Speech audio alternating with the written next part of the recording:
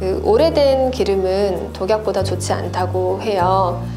이 산패된 기름에서는 그 담배에서 나오는 발암물질보다 1만 배 더 많은 발암물질이 나온다고 해요. 커피에 관심이 많으신 분들은 사실 커피 고를 때 굉장히 깐깐하게 고르시잖아요. 원두를 구하는 것부터 이것이 언제 로스팅이 됐는지, 그리고 그라운드가 언제 됐는지 이런 것까지 굉장히 깐깐하게 따지시는데, 참기름은 저희가 정말 매번 음식에 들어가는 것임에도 불구하고 너무 좀 소홀하지 않나. 네, 저희는 건강한 식당, 안전한 육아, 행복한 공동체를 꿈꾸는 주식회사 시드빌 대표 장명아입니다. 저희는 찬찬히 방앗간이라는 브랜드를 운영하고 있습니다. 반갑습니다. 저희 아이들을 키우면서 큰아이도 아토피가 심했고, 이제 둘째 아이도 아토피가 있는 발달장애 아이였고, 근데 이제 원인을 알 수 없었던, 이런 아이들을 키우면서 이제 매일 이제 먹는 것, 이런 것들을 좀 신경을 쓰면서 우리가 먹는 많은 것들 중에서 이게 어디서 오는지, 어떤 가공 과정을 거치는지 모르고 먹는 게 정말 많았구나 라는 걸 좀 알게 되었어요. 그 당시 저에게 가장 이제 많이 고민했던 부분들이 먹거리 부분이었어요. 저는 이제 방앗간 집 딸로 자랐거든요.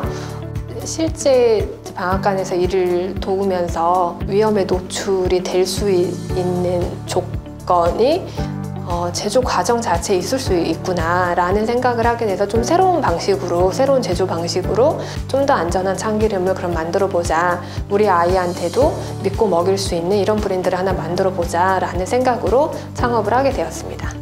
어렸을 때부터 이제 방앗간으로 기름을 짜러 오시는 그 할머니들, 어머니들이 이렇게 보면서 그런 정서가 우리나라의 정서에 있는 것 같아요. 참기름이 귀하다 보니까 이제 수확을 하게 되면 그걸 1년 동안 먹을 수 있는 참기름을 자식들한테 나눠주는 이런 정서가 있는 것 같아요. 많이 짜주세요 이렇게 얘기를 하시는 분들도 계시고요. 근데 많이 짜려면 많이 볶아야 되거든요. 근데 많이 볶게 되면 아무래도 이제 탈 확률이 좀 더 높아지고, 그럼 벤조피렌의 위험성도 좀 더 높아질 가능성이 있습니다.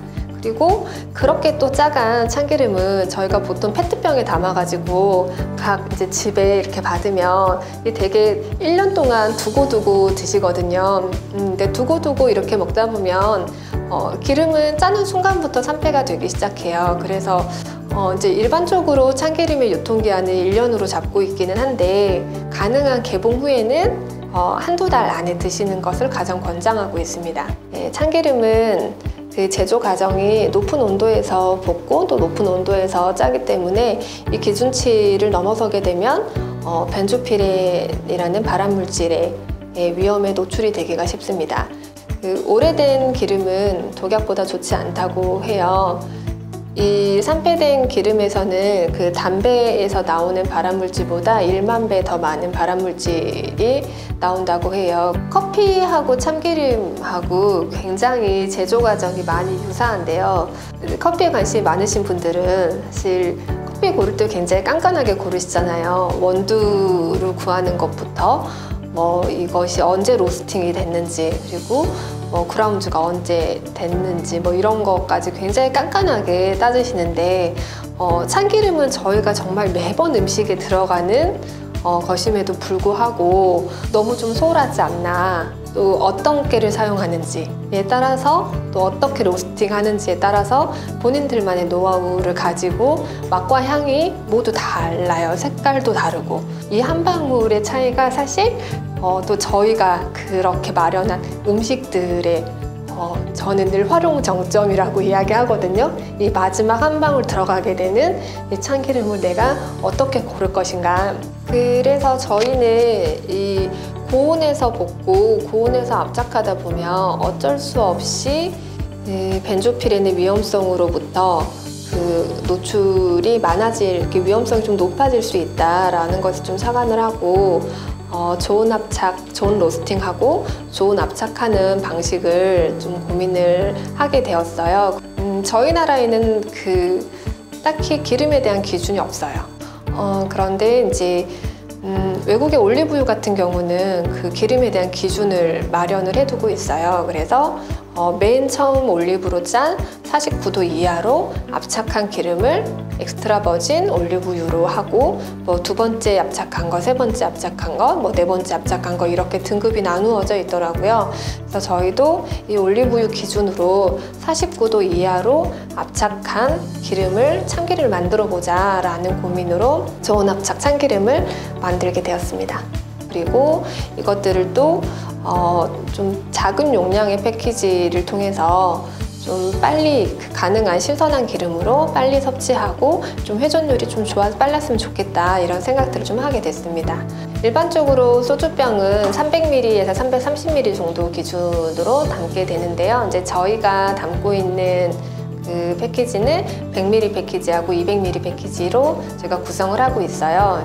이제 저도 집에서 살림을 해보니까 3인 가구 기준으로 100ml 정도면 한 달 안에 섭취가 가능하겠다라는 고민을 하게 됐고요. 그래서 처음 드셨던 분들은 진짜 다르네 이렇게 일단 딱 느끼시고, 그리고 이제 이걸로 나무를 하시게 되면 많이 넣어도 느끼하지 않고 이 향이 정말 오래 간다고 하시더라고요. 네.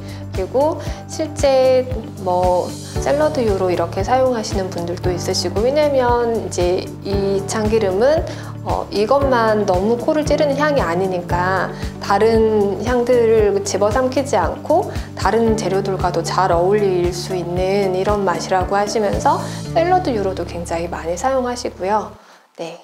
저는 이제 한부모 가정의 가장이고요. 그리고 장애 아동을 키우고 있는 여성 가장입니다.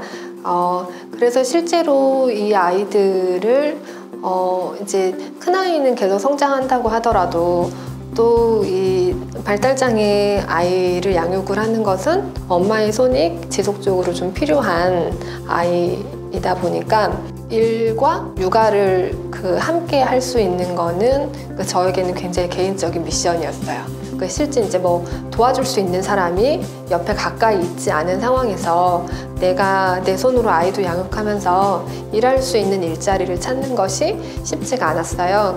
그러면 10시부터 4시까지 좀 안정적으로 일할 수 있는 일자리를 우리가 만들어 보면 어떨까라는 고민을 하게 됐고요. 작게나마 이 시기에 아이들을 키우고 있는 많은 여성들이 우리와 같은 고민들을 하지 않을까. 그러면 이런 일자리가 한 번씩은 좀 필요하지 않을까 이런 생각을 좀 하게 되었어요. 시드밀이 가고 싶은 방향은 이제 저의 브랜드로 찬찬히 방앗간이라는 브랜드를 시작을 했지만, 저희가 같이 일하고 있는 이 구성원들 모두가 각자의 개인 브랜드를 좀 가질 수 있는 개인 역량을 키울 수 있는 이런 회사로 좀 성장하면 좋겠다라는 생각을 가지고 있어요. 그래서 올해는 이제 저랑 같이 일을 시작을 했던 팀장님의 이름으로 초무초무 약밥이라는 브랜드를 또 런칭을 해서 또 계속적으로 또 판매를 하고 있고요. 이제 이번에 또 새롭게 들어온 다른 직원도 이제 다음 목표는 올해는 또 재교육을 통해서 또 브랜드를 하나 런칭을 하는 것이 저희 이제 시드밀의 목표입니다. 주식회사 시드밀은 씨앗 방앗간이라는 뜻이거든요. 그래서 이제 참기름으로 시작한 씨앗 방앗간이지만 찹쌀로 만든 약밥, 그리고 또 다른 씨앗으로 또 다른 브랜드를 만들어 보고 지속적으로 좀 새로운 브랜드들을 만들어가는 이런 건강한 먹거리를 만드는 식품 기업으로 성장하고자 합니다.